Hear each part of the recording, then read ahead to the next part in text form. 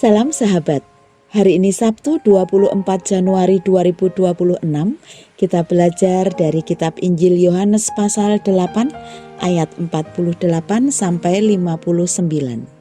Yohanes pasal 8 ayat 48 sampai 59. Demikianlah firman Tuhan. Orang-orang Yahudi menjawab Yesus, "Bukankah benar kalau kami katakan bahwa engkau orang Samaria dan kerasukan setan?" Jawab Yesus, "Aku tidak kerasukan setan, tetapi aku menghormati Bapa-Ku dan kamu tidak menghormati aku. Tetapi aku tidak mencari hormat bagiku. Ada satu yang mencarinya dan dia juga yang menghakimi. Aku berkata kepadamu, sesungguhnya barang siapa menuruti firman-Ku, ia tidak akan mengalami maut sampai selama-lamanya." Kata orang-orang Yahudi kepadanya, "Sekarang kami tahu bahwa engkau kerasukan setan.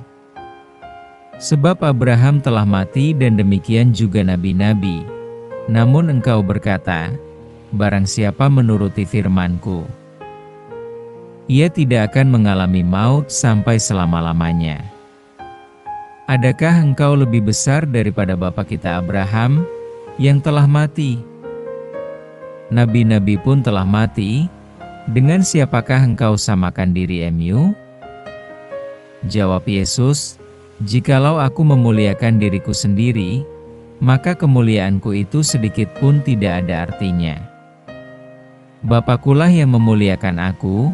Tentang siapa kamu berkata, Dia adalah Allah kami, padahal kamu tidak mengenal Dia, tetapi aku mengenal Dia.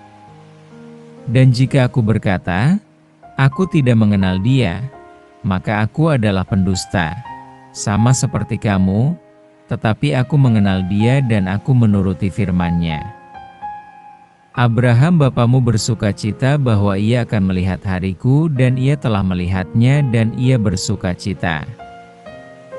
Maka kata orang-orang Yahudi itu kepadanya, "Umur MU belum sampai 50 tahun dan engkau telah melihat Abraham?" Kata Yesus kepada mereka, "Aku berkata kepadamu, sesungguhnya sebelum Abraham jadi, aku telah ada." Lalu mereka mengambil batu untuk melempari Dia, tetapi Yesus menghilang dan meninggalkan bait Allah. Tema kita, dihina, tidak masalah. Kepala batu, sebutan bagi orang yang sudah diberitahu berulang kali, tetapi tetap tidak mau berubah. Orang Yahudi bukan hanya kepala batu, tetapi hatinya juga membatu. Saking membatunya, mereka akan melempari Yesus dengan batu. Orang-orang Yahudi menanggapi Yesus dengan penghinaan. Mereka menyebut Yesus sebagai orang Samaria dan orang yang kerasukan setan. Yesus dianggap sesat dan tidak waras. Namun Yesus tidak membalas mereka dengan balik menghina. Yesus menjawab dengan tegas bahwa ia bukanlah kerasukan setan. Orang yang kerasukan setan tidak mungkin menghormati Allah.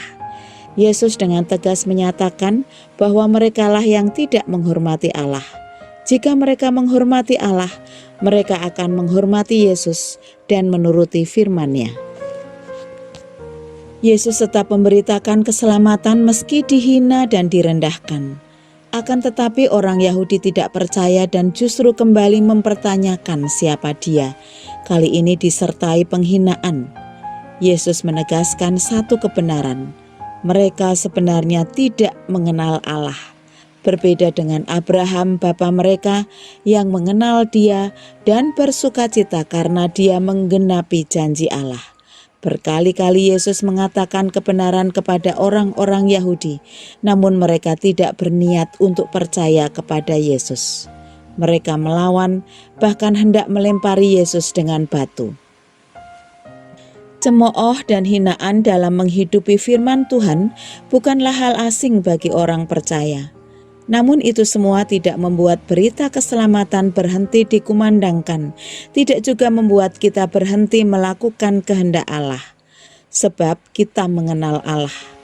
Ketika kita menghadapi orang-orang yang menghujat kekristenan atau menghina Allah dan firman-Nya, marilah kita berdoa bagi mereka dan tetap menjadi saksi Kristus melalui kehidupan kita.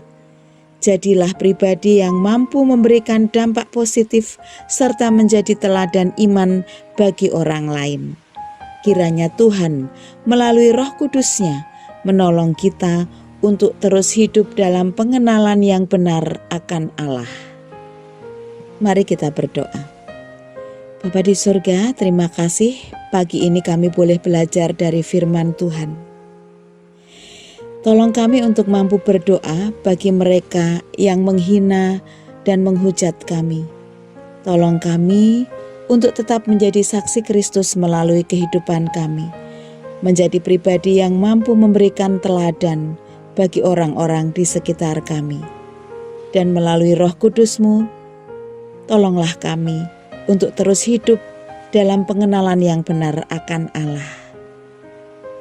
Kami serahkan hidup kami sepenuhnya ke dalam tangan kasih-Mu. Mohon berkat-Mu untuk setiap pekerjaan yang akan kami lakukan. Di dalam nama Tuhan Yesus Kristus, kami sambut hari ini. Amin.